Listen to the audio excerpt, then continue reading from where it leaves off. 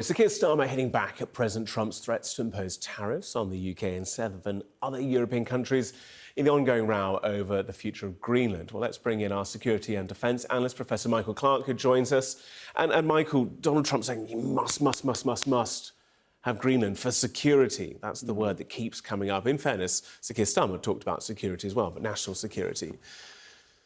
You've got the United States, which isn't actually the closest neighbour to Greenland. That's probably Iceland and Canada. But he says it's vital to have that big blob in the middle. Why? Why does he need it? Yeah, I mean, that's my challenge to this argument. I mean, tell me what security problems are that can't be dealt with under present arrangements.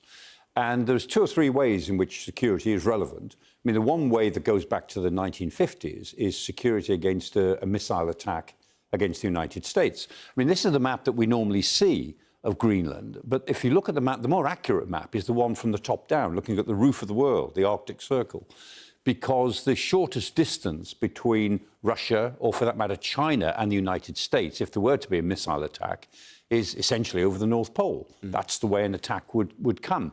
And so, of course, the United States has been worrying about that, thinking about it quite logically, for the last 60, 70 years. And there's the Pitchifik space base, as it now is. It used to be Thule for many years.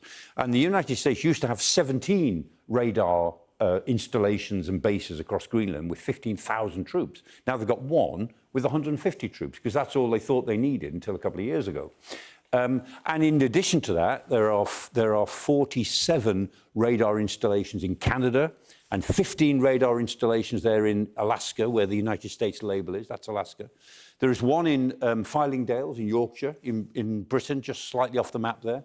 And there it is. I mean, that makes up what's called a BMUS, which is the ballistic missile early warning system, and it's a mixture of short-range and long-range radars. Entirely sensible. So that could be built up on Greenland if the Americans thought they wanted more than one base there. And the chances are they will do over time as technology changes. They may want more bases. They can have all of that within the 1951 agreement that they've got with Denmark. The second way in which security is an issue is that Russian and Chinese ships are buzzing around because they're interested in the opening Northwest Passage. Most of that map, remember, is ice. It looks as if it's all sea there, but actually most of it is ice.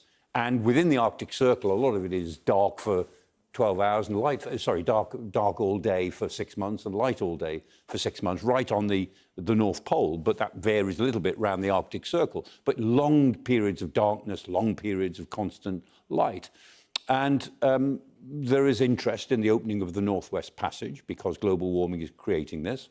And the United States has only really woken up to it very recently. The Nordics, Denmark, Norway, Sweden, they've been talking about it for years. We've been talking about it in Britain for years. America wasn't interested until recently.